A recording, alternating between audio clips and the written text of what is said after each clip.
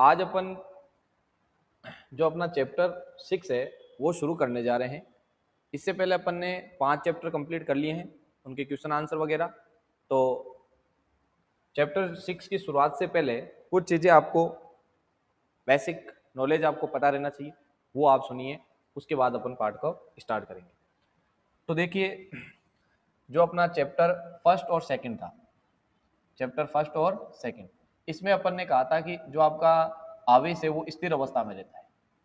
जब चैप्टर 3 की बात थी तब आपका जो क्यू 3 और 4 के अंदर आवेश नियत वेग से गतिशील था, ठीक है। और 5 में अपन ने करी थी चुंबक के बारे में बात।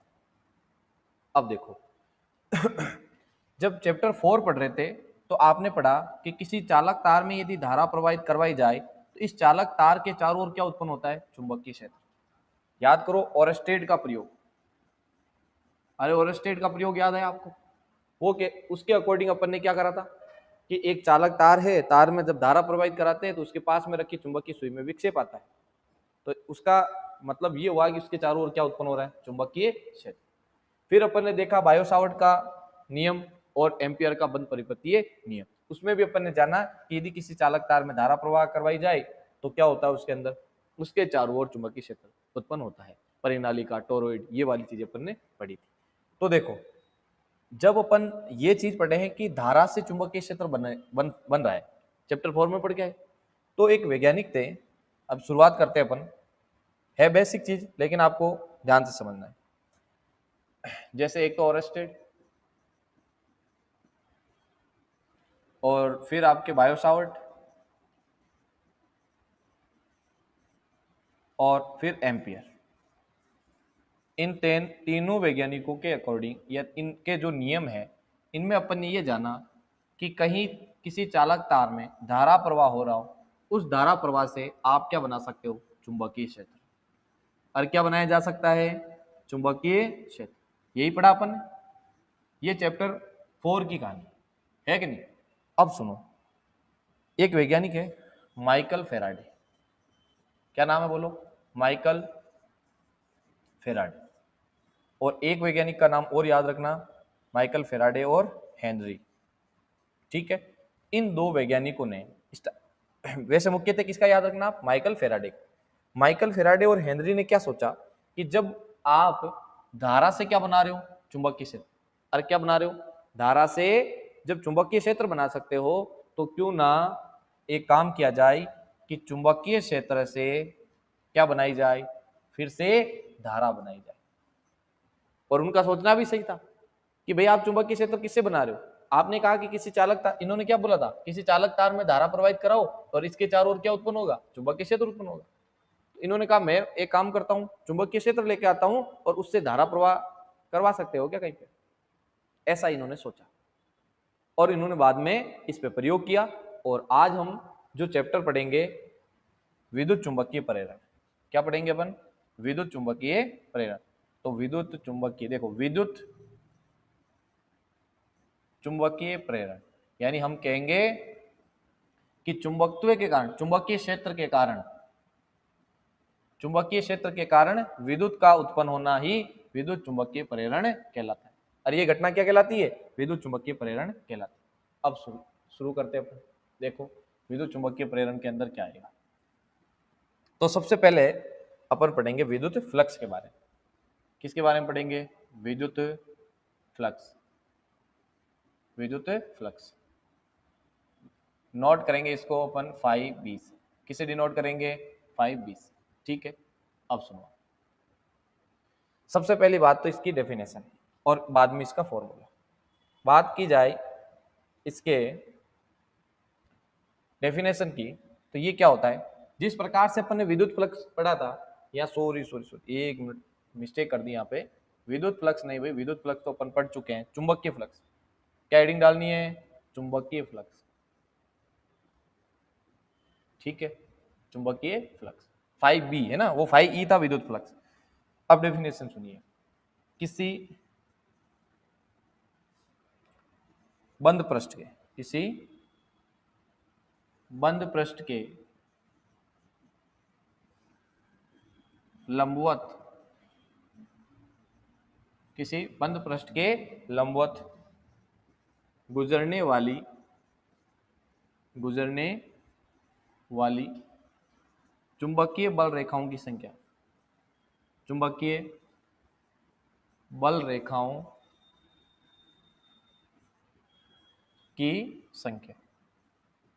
बोलो ये क्या कहलाती है? वो कहलाती है इस बंद पृष्ठ का चुंबकीय फ्लक्स। क्या कहलाएगी? बोलो चुंबकीय फ्लक्स, फाई बी कहलाएगी।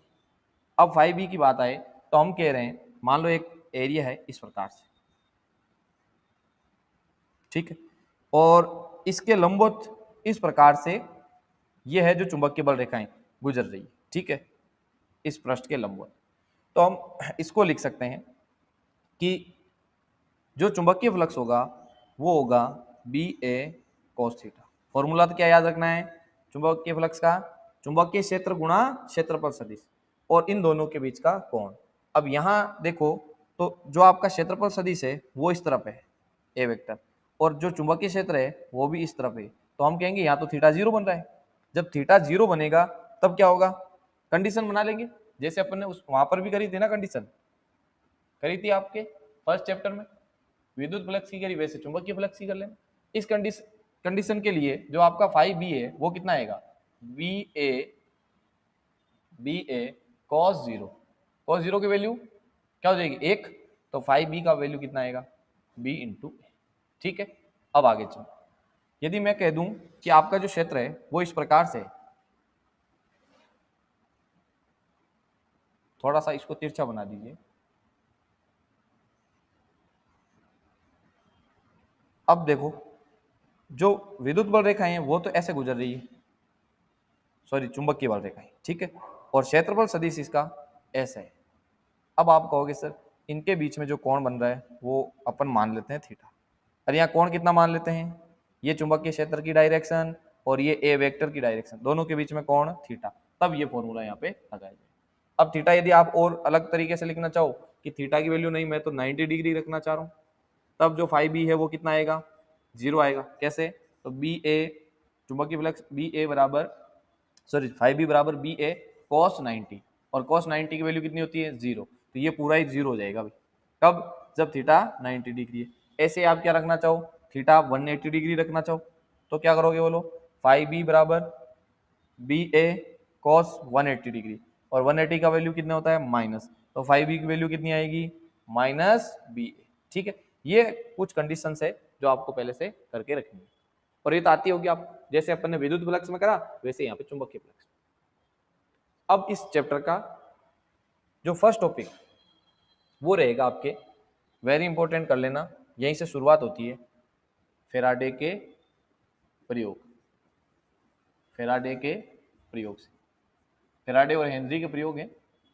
अब देखो किस प्रकार से इन्होंने प्रयोग किए तो समझो। अभी अपन ने क्या कहा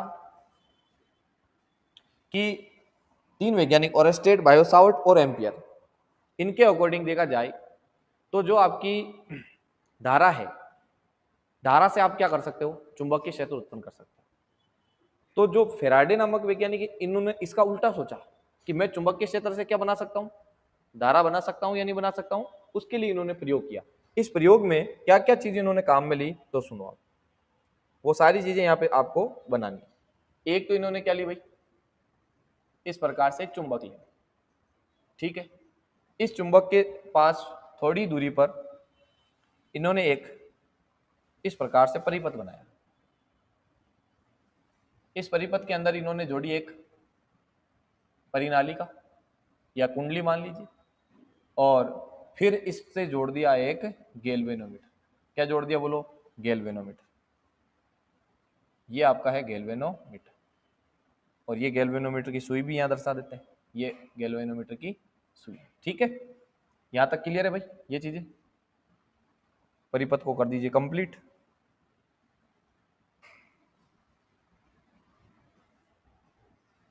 इस प्रकार से, ठीक।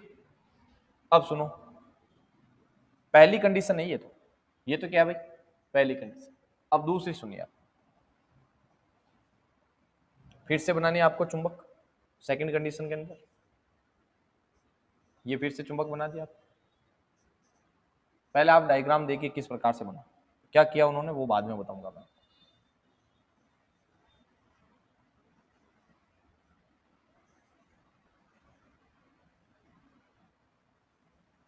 ये सेकंड डायग्राम बनाइए आप, ठीक है। फिर देखिए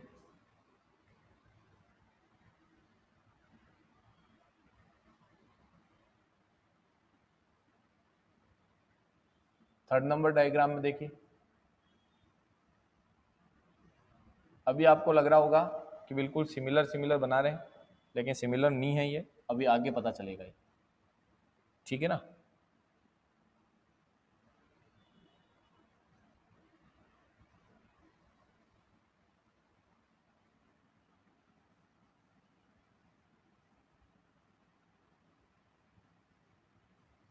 इस प्रकार से, और फिर 4 नंबर पे आ जाइए।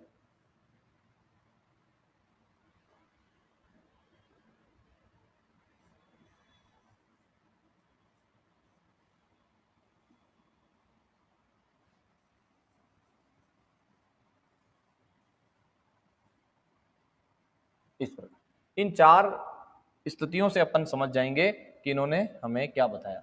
देखिए इन्होंने क्या करा, ये सोचा कि क्या चुंबकीय क्षेत्र से धारा बनाई जा सकती है। तो उसके लिए इन्होंने, भाई चुंबकीय क्षेत्र चाहिए आपको, तो चुंबकीय क्षेत्र से आप क्या बनाना चाह रहे हो, धारा। तो चुंबकीय क्षेत्र के लिए चुंबक, ये क्या ले ली बोलो, एक छड़ चुंबक, और धारा को दर्शाने के लिए ले लिया एक परिनालिका या एक कुंडली ले ली, ठीक है। अब इन्होंने देखा कि ये चुंबक इस परिनालिका के पास में रख दिला, ये यहाँ पे पड़ी है, मतलब अभी जो इसका वेग है ना वो 0 है, यानी ये स्थिर अवस्था में है। किस अवस्था में, स्थिर अवस्था। बात समझना आप ध्यान से, आपका परिपथ यहाँ पे एक जगह सेटल किया हुआ है, और इसमें कुंडली के अंदर धारा प्रवाह हो रहा है कि नहीं हो रहा है, उसको चेक करने के लिए क्या लगा दिया, गैल्वेनोमीटर, यानी कि धारा मापी। ये भी अपन ने पढ़ लिया, धारा मापी अपन पढ़ के आए। गैल्वेनोमीटर क्या करता है, धारा का मापन करता है, धारा की दिशा का पता करता है, और धारा का संसूचन करता है कि नहीं। तो जैसे हमें ये पता चलेगा कि इसके अंदर धारा प्रवाह हो रहा है, तो ये कांटा इधर उधर हमारे विक्षेप हो जाएगा, विक्षेपित हो जाएगा। अभी अपन को दिख रहा है कि जो पहली कंडीशन में इन्होंने देखा, जब चुंबक और जो आपकी कुंडली है ये दोनों एक जगह स्थिर अवस्था में पड़ी है, इन्होंने देखा इसके अंदर कोई धारा प्रवाह नहीं मिला, यानी इस गैल्वेनोमीटर में कोई विक्षेप नहीं मिला। जब गैल्वेनोमीटर में कोई विक्षेप नहीं आया, तो इन्होंने सोचा कि इस परिनालिका के अंदर धारा भी प्रवाह नहीं हो रहा है। अरे जैसे ही धारा प्रवाह होगा वैसे ही आपकी धारा मापी बता देगी धारा प्रवाह हो रहा है या कितना हो रहा है, कितना वोल्टेज है, कितना एम्पियर है। समझ में आई कि नहीं बात। अभी यहाँ पर कोई विक्षेप नहीं आया, तो हम कह रहे हैं धारा में, इस परिनालिका में धारा भी प्रवाहित नहीं हुई। अब सुनो आप, तो एक बार तो ये निराश हो गए कि ऐसा क्यों, कि अपन जब धारा से चुंबकीय क्षेत्र बना सकते हैं, तो क्या इस चुंबक के पास चुंबकीय क्षेत्र नहीं है। भाई चुंबक के पास चुंबकीय क्षेत्र है कि नहीं है, तो चुंबकीय क्षेत्र के कारण क्यों इस परिनालिका में धारा उत्पन्न नहीं हो रही है। इन्होंने क्या करा, इस चुंबक को ये उठा के और दूर ले जाने लगे। क्या करने लगे, एक काम करते हैं अपन, ऐसे समझो कि इधर है ना एन है, इधर एन है और इधर एस है, इससे आपको और बेटर समझ में आएगा। इधर एन मान लो और इधर एस मान लो, ठीक है।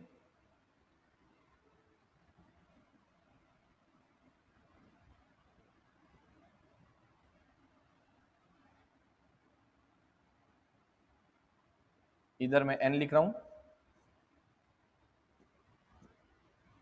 और इधर मैं लिख रहा हूं एस, समझ जाने के लिए कि भाई आपको अच्छे समझ में आए, ठीक है। बाकी कैसे भी लिख सकते हो। ये कह रहे हैं अपन स्थिर पड़ी है, कुछ भी नहीं हुआ, विक्षेप नहीं आया, धारा प्रवाहित। अब इन्होंने क्या करा, इसका वेग बढ़ाया, मतलब अब वेग 0 नहीं है, यानी ये गति करने लग गया। चुंबक को करवाई गति, किस तरफ करवाई गति, इस कुंडली की ओर, ये जो परिनालिका है इस ओर इसकी गति करवाई। तब इन्होंने देखा कि इस मतलब जो धारावाही धारा मापी है इसके अंदर कुछ विक्षेप देखने को मिला। कब, जब ये गति करने लगी किस तरफ, परिनालिका की ओर। तो हमने कहा कि अब की बार जरूर इस परिपथ के अंदर धारा उत्पन्न हुई।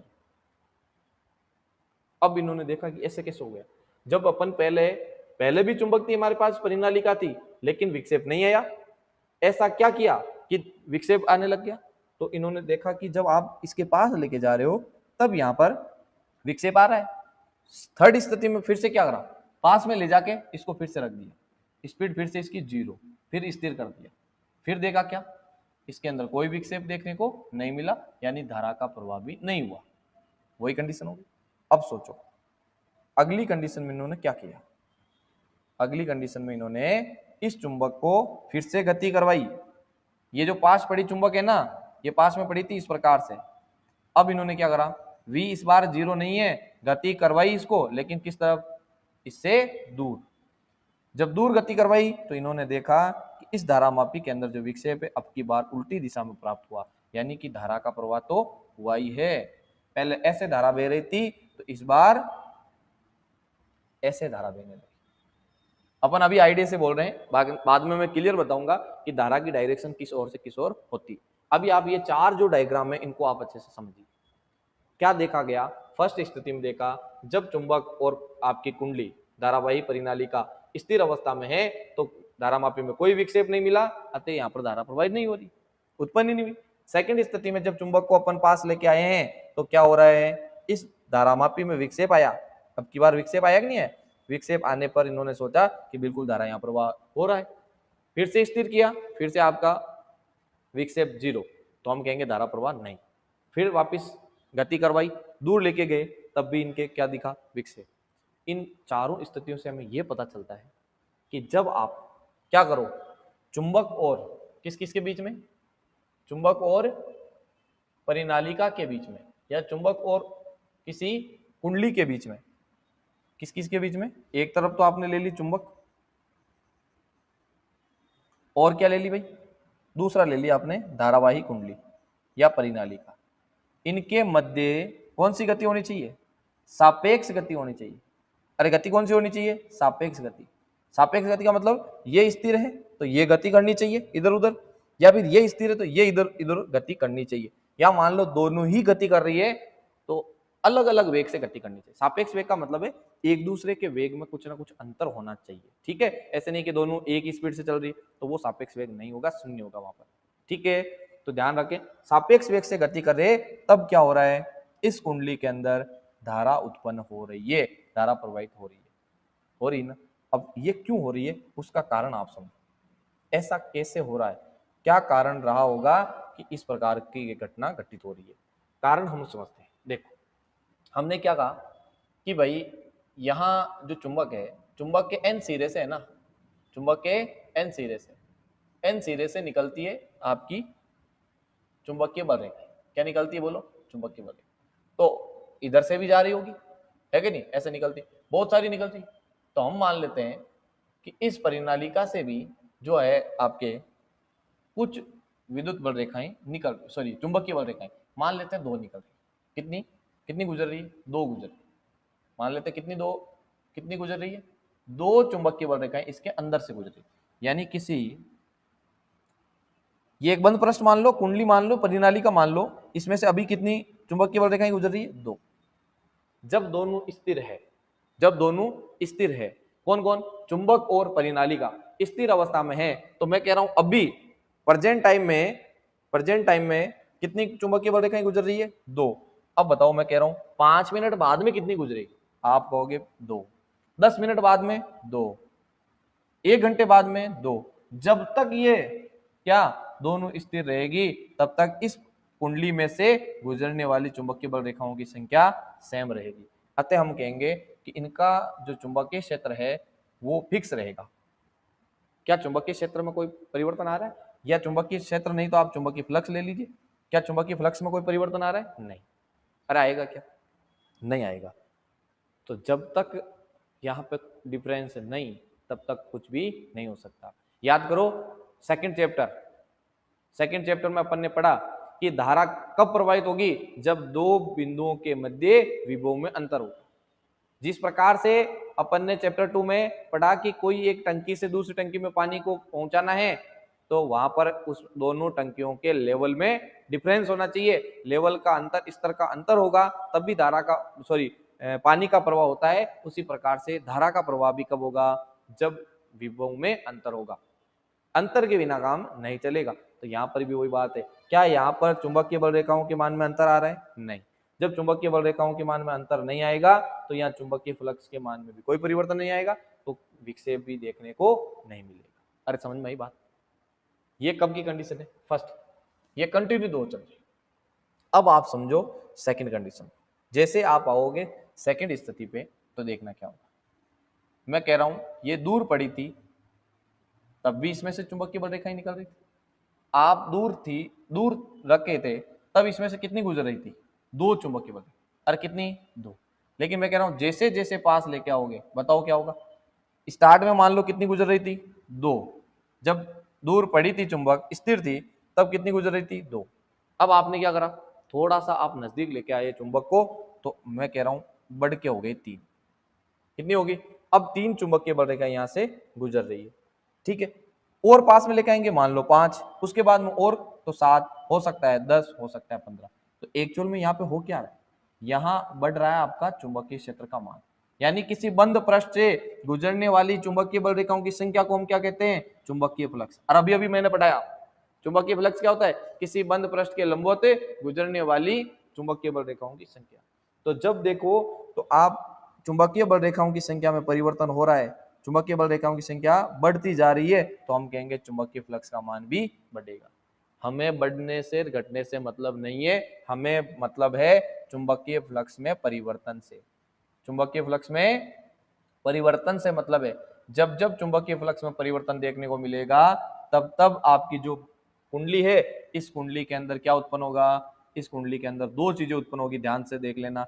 एक तो उत्पन्न होगा विद्युत वाहक बल। एक तो क्या उत्पन्न होगा बोलो? विद्युत वाहक बल।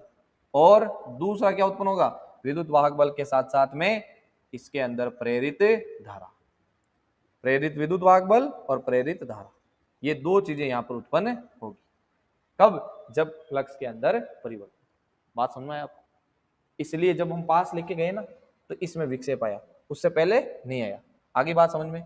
ये चीजें आपके यहाँ पे क्लियर होती है कि किस प्रकार से एक चुंबक और परिनालिका के बीच में जब अपन सापेक्ष गति करवाते हैं, तो कुंडली के अंदर धारा प्रवाह का कारण हमारे को यहाँ पे समझ में आ गया। ठीक है, ये आपको मैंने कंप्लीट समझा दिया।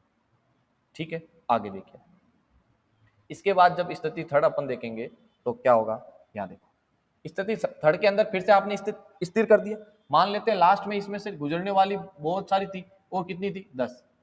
पास में लाके रखा ना, उस टाइम 10 निकल रही थी इसके अंदर से। अब आगे कितनी जाएगी कंटिन्यू?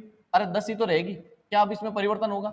हम कहेंगे भाई अब कोई परिवर्तन नहीं हो रहा, तो चुंबकीय फ्लक्स में कोई परिवर्तन नहीं। जब चुंबकीय फ्लक्स में कोई परिवर्तन नहीं, तो धारा भी नहीं बनेगी, विक्षेप भी नहीं आएगा।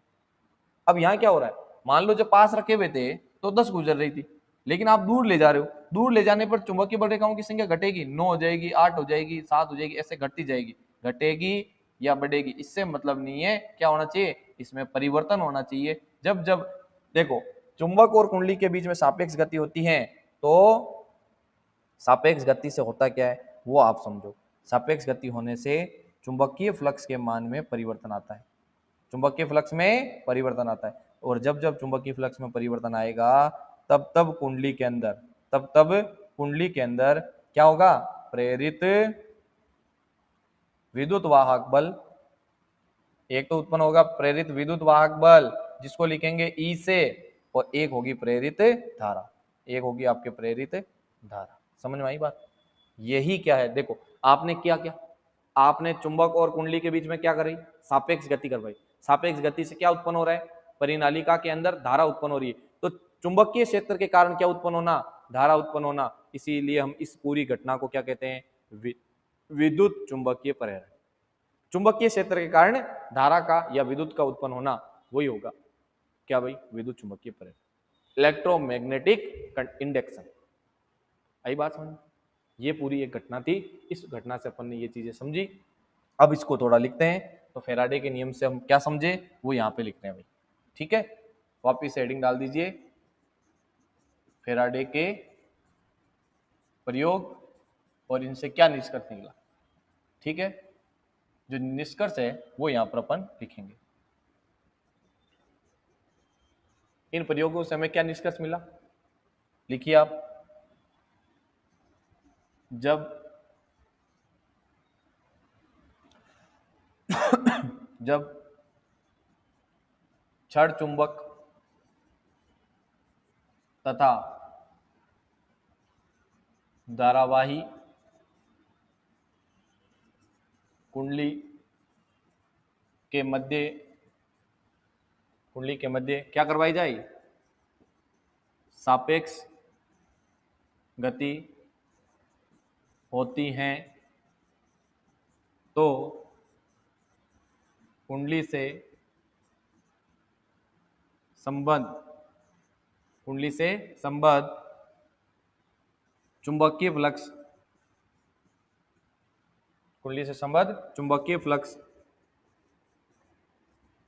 में परिवर्तन होता है, चुंबकीय फ्लक्स में परिवर्तन आता है, जिसके कारण कुंडली में, इस परिवर्तन के कारण, किसके कारण, ये जो परिवर्तन है ना, परिवर्तन के कारण, जिसके कारण कुंडली में प्रेरित विद्युत वाहक बल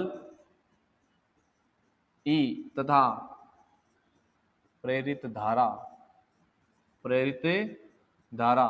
आई उत्पन्न होती है। ये आपको रिजल्ट मिला, निष्कर्ष आया कि नहीं है। दोनों के मध्य सापेक्ष गति से आएगा, ध्यान रखना, सापेक्ष गति करवाएंगे तो आपकी कुंडली के अंदर धारा उत्पन्न हो जाएगी। किसकी वजह से, चुंबक को पास ले जाने से और दूर ले जाने, सापेक्ष गति से। अब सुनो, यहां हमारे फैराडे के 2 नियम है, इसके बाद हम क्या पढ़ेंगे, फैराडे के 2 नियम। तो देखिए कैसे दोनों नियम हमें क्या बताएंगे। फैराडे के नियम, कितना नियम है बोलो, 2 नियम। अब दोनों नियम को अपन समझते हैं। तो यहां जो प्रथम नियम है, फैराडे का प्रथम नियम हमें क्या बताता है, पहले वो समझ लो। ये बताएगा विद्युत वाहक बल तथा धारा के उत्पन्न होने का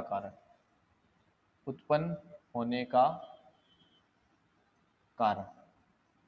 बोलो ये तो कौन बताता है, प्रथम नियम है क्या, अभी अपन ने जो पढ़ा वही प्रथम नियम है कि जब किसी चुंबक व धारावाही कुंडली के मध्य क्या करवाएं, सापेक्ष गति करवाएं, तो सापेक्ष गति के कारण कुंडली का जो चुंबकीय फ्लक्स है उसमें क्या आएगा, परिवर्तन आएगा। चुंबकीय फ्लक्स में जब परिवर्तन आएगा तो इसके अंदर क्या होगा, प्रेरित विद्युत वाहक बल और धारा बनेगी। शॉर्ट रूप में मैं बता देता हूं आपको कि प्रथम नियम हमें कारण बताता है कि आपकी जो कुंडली के अंदर प्रेरित विद्युत वाहक बल है और धारा क्यों उत्पन्न हुई। उत्पन्न होने का कारण क्या था, कारण यह था कि जब आपने सापेक्ष गति करवाई तो फ्लक्स में परिवर्तन आया। जब फ्लक्स में परिवर्तन आता है तो वो क्या करता है, प्रेरित विद्युत वाहक बल, प्रेरित धारा उत्पन्न करता है कुंडली के। अरे बात समझ में आई। तो पहला नियम तो किसको बताएगा, पहला नियम बताएगा उस विद्युत वाहक बल और धारा उत्पन्न होने के कारण को। अब चलते हैं सेकंड नियम पे। सेकंड नियम देखना,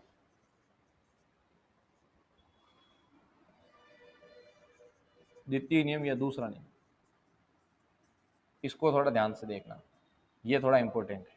सेकंड क्या है इसका, अभी अपन ने जो चीज समझी है ना, आप उसी में से आपसे एक क्वेश्चन है। ये चुंबक है और इसके सामने ये आपके रख दिया आपने धारावाहिक कुंडली और इस जोड़ दिया आपने गैल्वेनोमीटर, ठीक है। अब सुनो आप, मैं कह रहा हूं इसको जो पास या दूर ले जाते हैं अपन, तो आप कहते हो इसके अंदर क्या आता है, विक्षेप आता है, बिल्कुल आता है, ठीक है। यानी इसके अंदर धारा प्रवाहित होती है और विद्युत वाहक बल उत्पन्न होता है। लेकिन मैं कहूं पहले मैं जैसे इसको पास या दूर लेके जा रहा था, इसकी स्पीड बढ़ा दूं, मैं क्या बढ़ा दूं भाई, पास या दूर ले जाने की स्पीड को मैं बढ़ा दूं तो क्या प्रभाव पड़ेगा बताओ। आप कहोगे कि सर पास या दूर ले जाने पर प्रभाव ये पड़ेगा कि जो विद्युत वाहक बल है उसमें जो आप क्या बढ़ा रहे हो, आप बढ़ा रहे हो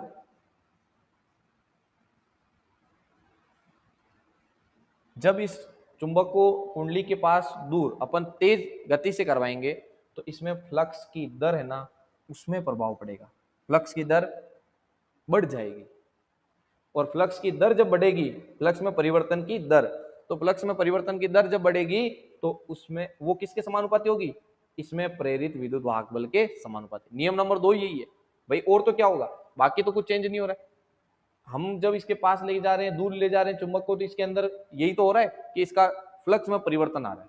अब फ्लक्स में परिवर्तन आ रहा है तो फ्लक्स में परिवर्तन की दर ही तो बढ़ेगी। समय के साथ आप गति बढ़ा दी तो जो पहले नॉर्मल स्पीड से लेके जा रहे थे तो उस दौरान चुंबकीय फ्लक्स परिवर्तित हो रहा था, लेकिन अब वो तेज गति से जब आप लेके जाओगे तो उसमें परिवर्तन की दर चेंज हो जाएगी। तो हम यहाँ लिखेंगे नियम नंबर जो 2 है उसमें क्या लिखेंगे,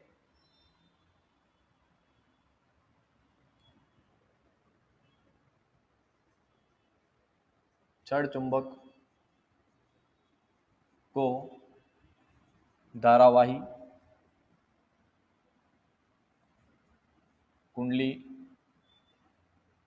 के सापेक्ष गति करवाने पर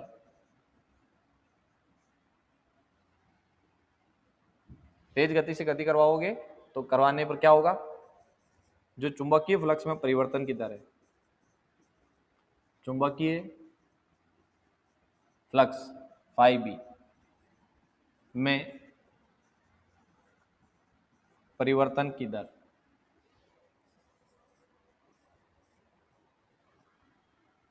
उत्पन्न विद्युत वाहक बल, उत्पन्न विद्युत वाहक बल ई के समानुपाती होती है। आई बात समझ में कुछ आप, ये है यानी हम क्या कर रहे हैं, जो चुंबकीय फ्लक्स में परिवर्तन की दर है डेल फाई बी, दर लगाना है तो नीचे लगा दो समय, ये समानुपाती होगी किसके, उत्पन्न विद्युत वाहक बल के समान। जितनी स्पीड से आप लेके जाओगे विद्युत वाहक बल में उसी स्पीड से फर्क पड़ेगा, उसी हिसाब से धारा उत्पन्न होगी। ठीक है, अब सुनो आप, हम कह रहे हैं मान लो डेल्टा टी समय में जो फ्लक्स में परिवर्तन है वो डेल क्यू हो रहा है, सॉरी डेल फाई बी हो रहा है किसी जगह, तो इसके लिए फॉर्मूला ये लिख देंगे। अब यहाँ क्या होता है, इस जगह यहाँ एक माइनस का सिंबल आता है, क्या आएगा भाई, यहाँ एक माइनस का चिन्ह भी आता है, यहाँ माइनस लगाना है आपको। अब आप कहोगे सर ये सूत्र जब अपन देखो ई बराबर क्या लिखेंगे, बराबर करेंगे तो एक नियतांक आ जाएगा, उसका मान एक मान के मैं इसको ऐसे लिख देता हूँ, डेल फाई बी बटे डेल टी, ऐसे लिख दिया, फॉर्मूला ये बनेगा। और एक और बात, सेकंड जो नियम है, सेकंड जो रूल है आप, ये क्या बताता है, ये विद्युत वाहक बल के परिमाण के बारे में जानकारी देता है, विद्युत वाहक बल के परिमाण। कारण कौन बताएगा, पहला नियम, तो इसके परिमाण के बारे में जानकारी कौन देगा, तो दूसरा नियम। समझ में आ रही बात। अब सुनो, अब यहाँ बात आती है कि सर ये माइनस कहाँ से आया, तो माइनस आया लेंज के नियम के कारण। किसके कारण, लेंज के नियम से। अब आप कहोगे सर ये लेंज का नियम क्या है, तो ये अपन जस्ट इसी चैप्टर में आगे पढ़ेंगे कि लेंज ने क्या बताया और लेंज का नियम है क्या। यहाँ तक तो क्लियर है आपका। तो फेराडे के दोनों नियम समझ में आए क्या, फेराडे के नियम अनुसार हम क्या कर सकते हैं बताओ, हम चुंबकीय क्षेत्र की सहायता से धारा उत्पन्न कर सकते हैं इस प्रकार से। ये दोनों नियम हो गए। पहला तो क्या बताता है, कारण को बताता है कि जो धारा है या जो विद्युत वाहक बल है वो कैसे उत्पन्न होता है, और दूसरा बताता है उसके परिमाण के बारे में, अर्थात उसके सूत्र के बारे में। यहाँ तक क्लियर है। चले अगले लेंज के नियम की ओर चलते हैं। देखो लेंज का नियम क्या है, हेडिंग डाल दीजिए लेंज का नियम। और इस नियम के अकॉर्डिंग इन्होंने क्या बताया वो भी यहाँ पर नोट करना। लेंज कहता है, एक आपको एग्जाम्पल से समझाता हूं इसको, उससे अच्छा समझ में आएगा, देखना। और इसके सामने में एक इस प्रकार से एक धारावाहिक कुंडली रखता हूं। ठीक है।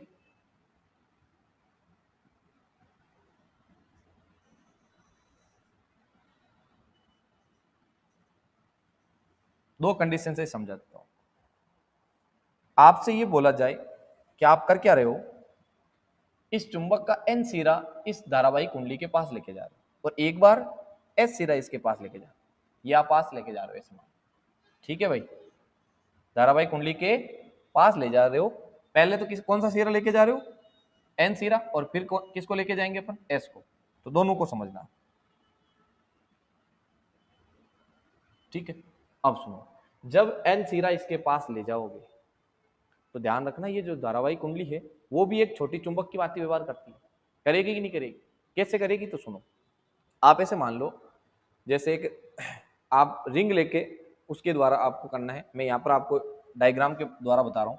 मान लो ये एक धारावाही कुंडली है और मैं कह रहा हूँ इसमें इस प्रकार से धारा प्रवाहित होगी, ये एंटी क्लॉकवाइज।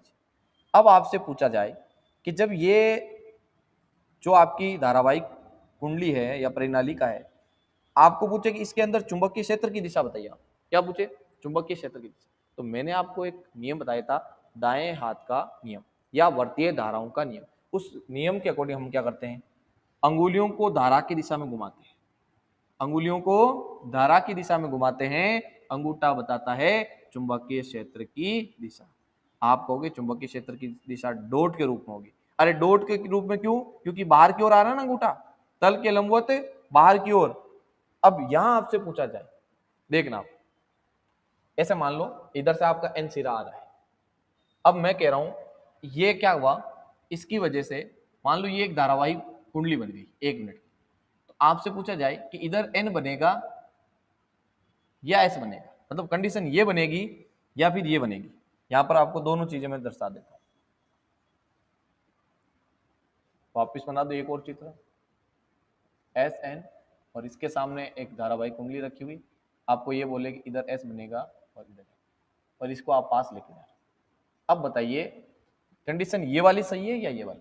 लेंज का नियम तो अभी समझ में आएगा जब आपने ये समझ लिया। सुनो आप क्या कह रहे हो, इसको इसके पास लेके आ रहे हो, पास लाने पर इसके अंदर क्या होगा भाई, धारा उत्पन्न होगी कि नहीं होगी, क्योंकि पास लाने पर इससे चुंबकीय बल रेखाएं संख्या बढ़ेगी, यानी चुंबकीय फ्लक्स का मान परिवर्तित होगा, और परिवर्तित हो गए तो क्या हो जाएगा, पर चुंबकीय फ्लक्स में परिवर्तन के कारण क्या होगा, प्रेरित विद्युत वाहक बल और प्रेरित धारा उत्पन्न होगी, है कि नहीं। तो हम बात कर रहे हैं कि भाई कंडीशन ये वाली बनेगी या ये वाली, कौन सी सही है। तो सुनो आप उदाहरण समझो कि कोई भी मशीन है, कोई भी मशीन है, अब जब भी मशीन को आपको यूज करना है तो क्या उसको फ्यूल वगैरह चाहिए। जैसे गाड़ी की बात कर लेते हैं, अपने बाइक की बात कर लेते हैं कि बाइक को जब भी चलाना हो तो हर बार आपको पेट्रोल की जरूरत पड़ेगी कि नहीं पड़ेगी, जितना आपको किलोमीटर चलाना है उस अकॉर्डिंग उसमें पेट्रोल डलाना ही पड़ेगा। या ऐसे कि एक बार टंकी फुल करवा दी वो फिर जिंदगी भर चलेगी, ऐसा तो है नहीं। तो यहाँ पर उसी कंडीशन के हिसाब से मैंने दो सिचुएशन बनाई, एक तो वो है कि एक बार टंकी भरा दी और फिर अनंत समय के लिए चलेगी, दूसरा वो है कि हर बार जितना पेट्रोल डलाओगे उतनी गाड़ी चलेगी। आपसे पूछ रहा हूँ कि दोनों में से कौन सा राइट है, आपके दैनिक जीवन में आप ये यूज करते हो, आप कहोगे सर जितना पेट्रोल डालेंगे उतनी गाड़ी चलेगी। अपने बॉडी को ले लीजिए, आप जितनी एनर्जी लोगे, जितना खाना आप तरीके से खाओगे उसी हिसाब से आपका बॉडी वर्क करेगा, है कि नहीं। तो हम कह रहे हैं अपना ये वाला सही है, जबकि वो सही नहीं है कि एक बार आपने खा लिया तो जिंदगी भर खाने की जरूरत नहीं है, या एक बार पेट्रोल डला दिया जिंदगी भर पेट्रोल डलने की जरूरत नहीं, वो गलत है कि नहीं। तो यहां पर देखो कौन सा सही होगा, ये कह रहा है कि आप जब पास लेके जा रहे हो और मान लो इस परिनालिका में धारा इस प्रकार से उत्पन्न हो, इधर एस बने इधर एन बने, तो इसका मतलब तो ये हुआ, इसको थोड़ा सा खिसका दीजिए, एन एस को क्या करता है, आकर्षित, और एन एस को क्या करता है, आकर्षित। क्या अब आपको आगे खिसकाने की जरूरत है क्या, आप थोड़ा सा जैसे एन को थोड़ा सा खिसकाए ना, उस परिनालिका का एस इधर है, एस क्या चाहेगा, एन को अपनी तरफ खींचना, तो ये ऑटोमेटिक भागती जाएगी। मतलब इसका कहने का मतलब ये, एक बार आप क्या कर दीजिए, चुंबक को कुंडली की ओर गति करवा दीजिए, फिर वो अपने आप ही गति करती जाएगी और धारा बनाती जाएगी। ऐसा है क्या, जनरेटर देखा आपने, शादी वगैरह में अपन जब लाइट चली जाती है तो वहां जनरेटर यूज करते हैं, उसको चलाते हैं अपन। तो ऐसा थोड़ी है कि उसको एक बार स्टार्ट कर दिया तो वो कभी बंद ही नहीं होता है। और या फिर ऐसे मान लो एक बार आपने उसके अंदर डीजल वगैरह डाल के उसको स्टार्ट कर दिया, अब वो जब तक आप चाहते हो तब तक कंटिन्यू चलता रहेगा, ऐसा तो है नहीं। जैसे उसमें डीजल खत्म होगा वो तो बंद हो जाएगा। लेकिन ये वाली कंडीशन ये कह रही है कि आप एक बार इसकी तरफ गति करवा दीजिए, फिर अपना आप चुंबक गति करेगी और अपना आप धारा प्रवाहित होती रहेगी। ये गलत है कि नहीं? ये गलत है। यहां हो रहा है आकर्षण, यानी जब चुंबक पास लेके जा रहे हो तो ये चाह रही है कि अपनी तरफ ही आए, और यही आपने किया तो आती जाएगी। क्या ये इसका विरोध कर रही? नहीं, विरोध नहीं कर रही, ये कह रही बिल्कुल पास आए। और वही आपने काम थोड़ा सा पास किया, अब ये खुद ही जा रही, तो ये तो बात गलत है। यहां क्या हो रहा है वो समझो। यहां आपने क्या करा, कंडीशन इस प्रकार की है, आप एन सिरा पास लेके जा रहे हो, और मैंने कहा इस धारावाही परिनालिका में धारा इस प्रकार से प्रवाहित हो रही है कि इधर एन बन रहा है। अब देखो एन एन को क्या करता है? प्रतिकर्षित। और क्या करता है? प्रतिकर्षित। अब हर बार जब आपको इसके अंदर धारा प्रवाह करवाना हो, धारा उत्पन्न करनी हो, तो जब जब इस एन को आप पास लेके जाओगे तब तब तो धारा उत्पन्न होगी, अन्यथा नहीं होगी। और यही अपने दैनिक जीवन में नियम है कि नहीं? कि भाई जितना आप कहीं पे रिजल्ट चाहते हो उतनी आपको मेहनत करनी पड़ेगी। भाई वही बात है, अपने स्टूडेंट लाइफ में भी ये काम आती चीज कि ऐसा तो है नहीं कि एक क्लास के अंदर आपने 10-10 घंटे पढ़ लिए 10 महीने तक, अब सर मेरे को तो पढ़ने की जरूरत नहीं है, अब मैं आगे की सारी क्लासें इसी के दम पर कर लूंगा। ऐसा मुमकिन है? ऐसे होता तो आज बात ही अलग होगी। शाश्वत जो 100% चीज है, जो मशीन है, वो आज तक बनी नहीं कि आपने एक बार उसको चालू किया और अभी तक वो बंद नहीं हो रही। ऐसी मशीन है क्या? वो आज तक तो नहीं मिली, और है भी नहीं, और हो भी नहीं सकती, क्योंकि हम कहेंगे कि जितना आप मेहनत करोगे उसके अकॉर्डिंग आपका रिजल्ट बनेगा। आपने हर एक क्लास की बात है, जिस क्लास में आपने ज्यादा मेहनत की उसके अकॉर्डिंग आपको रिजल्ट मिलेगा, जिसमें कम की उसके अकॉर्डिंग कम मिलेगा। तो यहाँ पर भी वही बात है, जब जब आप इस एन मतलब इस चुंबक को कुंडली के पास लेके जाओगे, हर बार आपको क्या करना पड़ेगा?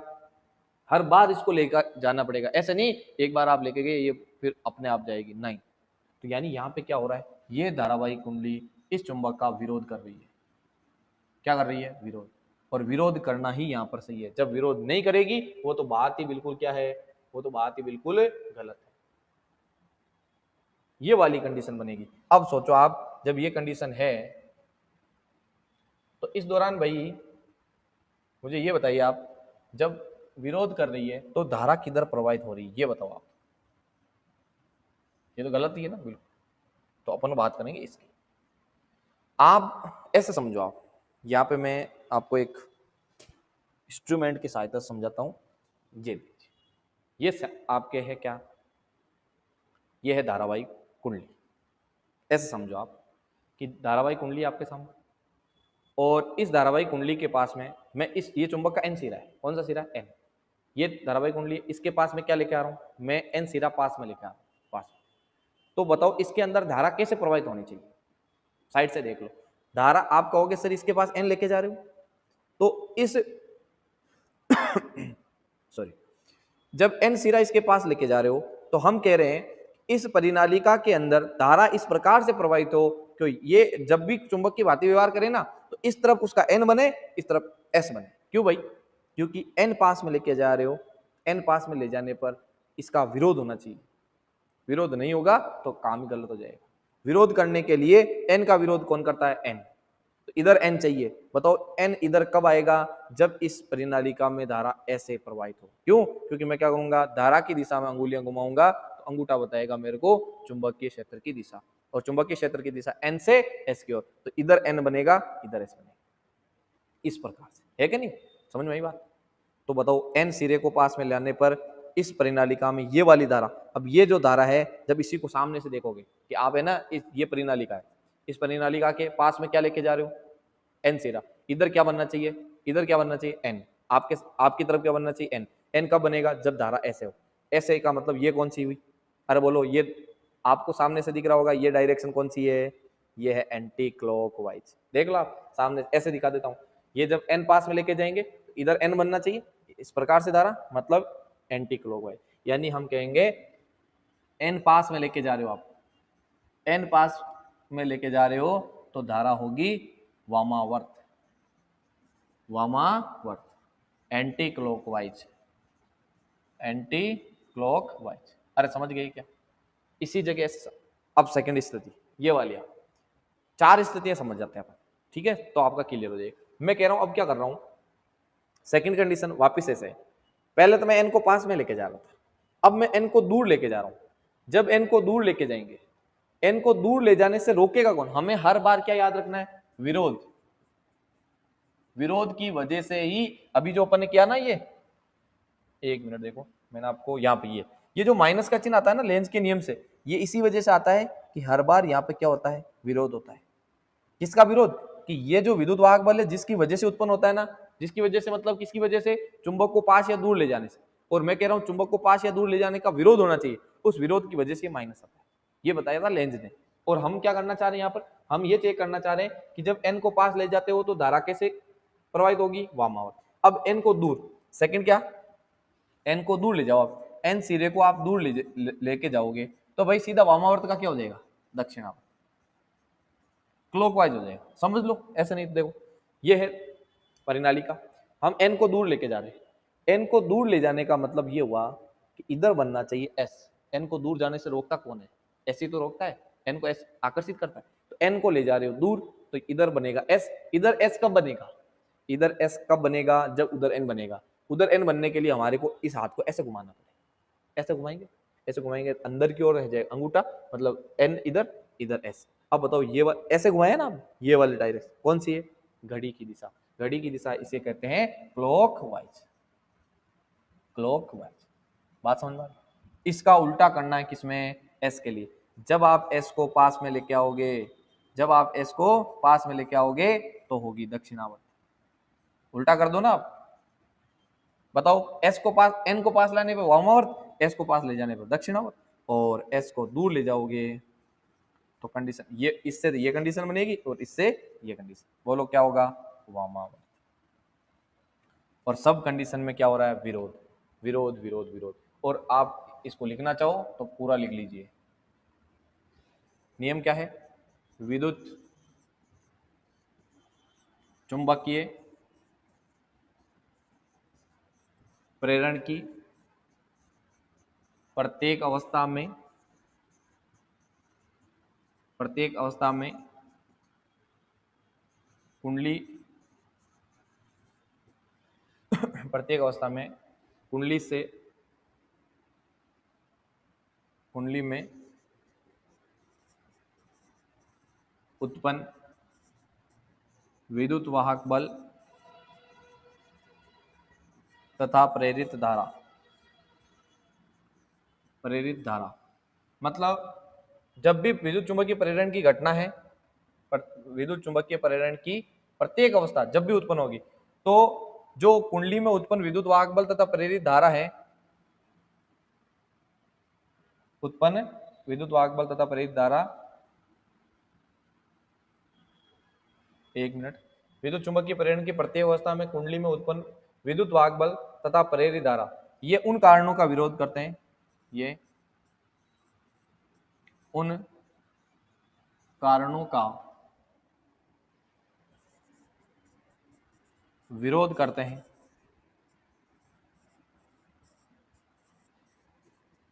जिनके कारण इनकी उत्पत्ति हुई है, इनकी उत्पत्ति हुई है। अरे बिना विरोध के तो हम क्या कह रहे हैं भाई, वो वाली कंडीशन बन जाएगी कि एक बार आपने पेट्रोल डाल दिया गाड़ी अनंत समय तक चलेगी, ऐसा तो मुमकिन नहीं है। अरे है क्या मुमकिन? नहीं है। तो ये हर बार विरोध करना चाहिए, और ये हमें कौन बताता है? लेंज का नियम। और वो जो फैराडे के द्वितीय नियम में माइनस आया था ना, वो विरोध के कारण आया। इस प्रकार से हम आज की इस क्लास में एक तो अपन ने बेसिक चीज पढ़ी, छठे चैप्टर में विद्युत चुंबकीय प्रेरण क्या होता है वो पढ़ा, कि चुंबकीय क्षेत्र के कारण किसी चालक तार में क्या होता? धारा का उत्पन्न होना, ये कहलाता है विद्युत चुंबकीय प्रेरण। इस घटना को कहते हैं, और इस घटना को समझाने वाले माइकल फैराडे और हेनरी के प्रयोग अपन ने किए, निष्कर्ष अपन ने निकाले, और उसके बाद में इन दोनों नियम को पढ़ा, फैराडे के 2 नियम। पहला नियम विद्युत वाहक बल के उत्पन्न होने का कारण बताता है, दूसरा परिमाण के बारे में जानकारी देता है, और दोनों नियम के साथ अपने फिर लेंस का नियम भी यहाँ पे कर लिया।